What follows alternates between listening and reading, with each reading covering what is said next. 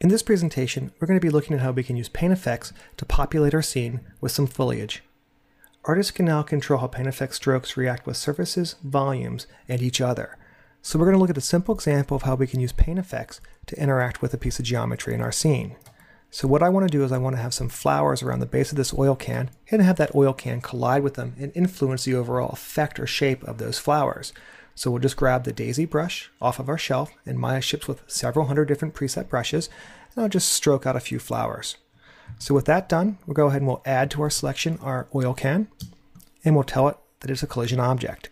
So now that that collision's set up, you can see as that can sort of moves into those flowers, it's going to push them away. So the next thing that we want to look at is how we can use the surface attract attribute to basically make this plant kind of reach over and grab onto that oil can. So we'll bring up the paint effects stroke.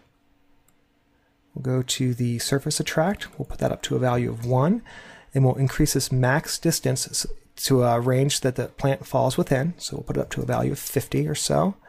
And now you can see as I start to move this can around, as it gets close to those flowers and they get within that max distance, they start to bend over and attract to the can. Then obviously the collision is going to happen and it's going to push the flowers away.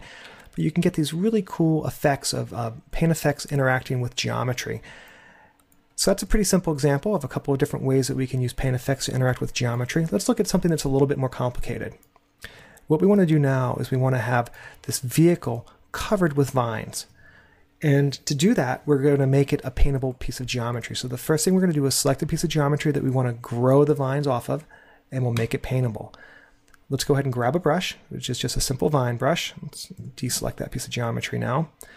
And you'll notice that my brush now follows the contour of that piece of geometry. So what we're going to do is we're going to stroke on this a bunch of kind of ferny looking vines that kind of grow out over it. So we'll just sort of grow these vines up and sort of do something like that.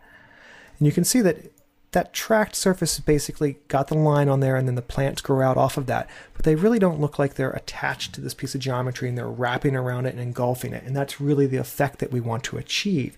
So we're going to change some of the attributes, again, on that paint effect stroke to get that to happen. We're going to be using the occupation surface to do this. Occupation is based on a space colonization algorithm that helps avoid self-collisions. You can use it to cause the tubes to grow over the surface or into volumes, and it's really pretty awesome. It's going to look like this is being wrapped around by these objects. And the idea behind it is on the surface, there's attract points. The attract points basically have a range that they can reach out and try to grab stuff. And once they pull things down into those attract points, and that tube or branch or flower touches one of those attract points, it becomes occupied. Once a point's occupied, it no longer will attract other branches or tubes. So you can use the kind of the occupation size to adjust how densely things can pack into areas or how sparsely you want things to be kind of distributed. The idea behind this is plants want to grow where other plants don't exist. And that's really that's it in a nutshell. So what we're going to do is we're going to go ahead and just increase our radius offset. So we're going to get that big enough that it can go out there and grab those guys. We'll put it up to something like a value of 25. And we'll increase our occupation attract. We'll just pump it up to like 50. So you can see that that occupation attract essentially is how much can those branches bend? How strong are they going to try to get to those attract points? And you can see they start to bend over and look like they're attached to that vehicle. Let's put them up to something like a value of 150 and see what that does. So as soon as I get it up to a value of 150, you can really start to see that these guys are really coming down. They're finding the door jamb. They're really looking pretty cool. It's just a matter of finding a value that looks good, that does exactly what you want. You know, maybe 300's what we want. You know, that's a little too extreme. We'll go back down to 160. I like the way that one looks. So now that that's done, let's go ahead and just create some geometry from that guy. We'll grab another brush and we'll just draw some more plants on here. So we'll kind of just go up and over and down, and you can see there goes that guy. It's, you know, again, looking pretty cool. Sort of come across this guy like that maybe, and boom, they wrap down and around and occupy it. And we'll finish off maybe coming across like that. So you get this kind of sense of what these guys really look like. And you can take this one step further by turning on surface collision too. And this is going to really, again, use that same surface collide that we looked at before, and it's going to really change the look and feel of this one, but you can see how it kind of pops that guy out so that it now just sort of tracks onto that piece of geometry and collides with the surface. So we'll convert that to geometry one more time. So the last thing that we want to look at is using one of these grass brushes. Let's go ahead and reset this guy. And we'll grab this grass brush. And if I increase the size of this brush so that it's pretty big, you'll see that it's essentially hanging over the edge of the piece of geometry. And when I paint across here, you can see that those tubes that come out really aren't attached to that piece of geometry.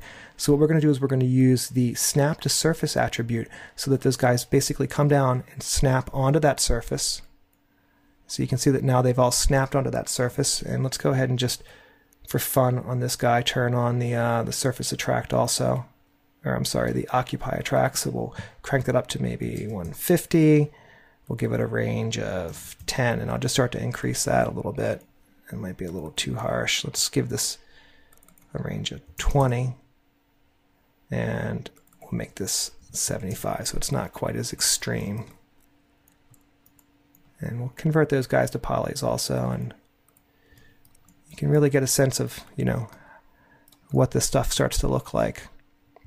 It really starts to engulf the vehicle and sort of overtake it and become wild. So we'll just play this back. So that's just a few examples of how we can use these attributes to quickly and easily create a wide range of natural effects that would be really difficult and time consuming to do. And obviously the examples that you could do with this are pretty endless. You could do lots of cool biomedical stuff like vascular networks or clinging vines, veins, water flows. The endless results that you can get with the paint effects with all of these cool surface attributes that allow them to interact with geometry.